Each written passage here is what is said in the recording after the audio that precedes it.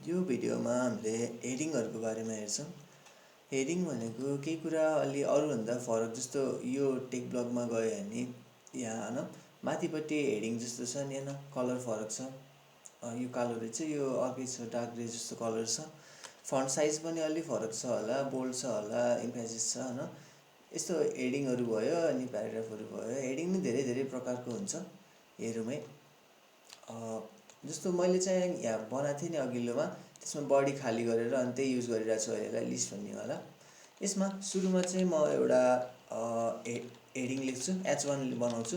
h1 बनाउनको लागि यसरी एंगल ब्र्याकेट राखेर अनि त्यसपछि h1 राख्यो अनि त्यसपछि दिस इज अ हेडिङ यताउता, दिस इज अ हेडिङ 1 यस्तो लेखेँ है।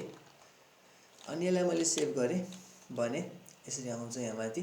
यो हेडिङ 1 को स्टाइलिङ ब्राउजरले आफै हालिदिन्छ।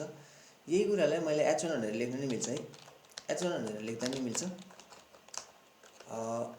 h1 लेख्यो अनि इन्टर गरे भने नि आफै आइदिन्छ कि, एमेट एब्रिभिएसन छ नि त। यो h1 हो, मैले हेर्न मात्रै खोजेको कति साइज हुँदो रहेछ भनेर, त्यही भएर केही लेखिन्न। अनि h2 अनि त्यस्तै गरेर कतिसम्म आउँदो रहेछ हेरौँ न, h3 अनि त्यसपछि h4 यो गर्दै गर्दै हामीले h7 सम्म गर्न मिल्छ है। h7 भनेको चाहिँ प्याराग्राफ हुन्छ, त्यही भएर h7 चाहिँ नआउँदो रहेछ, h6 सम्म चाहिँ आउँछ। अनि यो हेरौँ कस्तो भयो, हेर्यो नि हेडिङ 1 अलि ठुलो छ, हेडिङ 2 अलि सानो छ। यो सानो सानो हुँदै हुँदै जान्छ, लास्टमा प्याराग्राफ नै हो। अनि हेडिङ 1 भनेको चाहिँ पेजको टाइटलको लागि युज गरिन्छ। जस्तो यो द बेस्ट 50 टेक ब्लक्स छ नि, यहाँ कतै माथि लेखेछ भने यो चाहिँ हेडिङ 1 हो। अनि हेडिङ 2 भनेको चाहिँ सेक्सनहरुलाई राखिन्छ। जस्तो यहाँ छ द वर्ड्स भनेको यो होला, यो अर्को होला, यसरी। अनि यसको भित्र नि अरु कुनै हेडिङ छ भने हेडिङ 3 त्यसरी हाल्दै जान मिल्छ।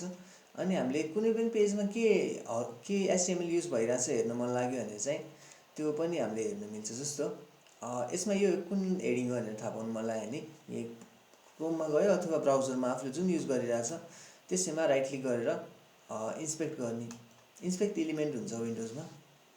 अनि यहाँ छेउको यो डब्बा जस्तोमा क्लिक गर्यो अनि यसमा क्लिक गर्यो भने यता जहाँ गर्छ त्यो एलिमेन्ट चाहिँ सिलेक्ट हुन्छ कि।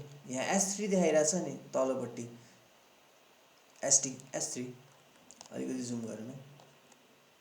अनि h3 देखाइराछ, जस म त्यहाँ जाँदाखेरि यहाँ h3, यसलाई यता राखौँ, यो h3 रहेछ हैन। अनि यो चाहिँ स्पान भित्र राखेछ, ब्लकको डिस्क्रिप्सन यो नि कति छ होला। यसरी हामीले हेडिङहरु यताउता हेर्न मिल्छ। अनि के कुराहरु छ त नि यसमा भनेर हेर्न मिल्छ। अनि इमेजहरु भनेर इमेज पनि देखाइराछ, यो कहाँबाट आइराछ के हो भनेर हेर्न मिल्छ। कहाँबाट आइराछ हेर्न चाहिँ मिल्दैन, के हो भनेर चाहिँ हेर्न मिल्छ है जे होस्। अनि यो माथिको के हो, कसरी बनाछ, यस्तो कुराहरु पछि चाहिने बेलामा हेर्न मिल्छ कि। जस्तो यो नेभिगेसन बार छ नि, यो कसरी बनाछ, यसको के साइजेसहरु के कस्तो छ, यस्तो कुराहरु सबै हेर्न मिल्छ।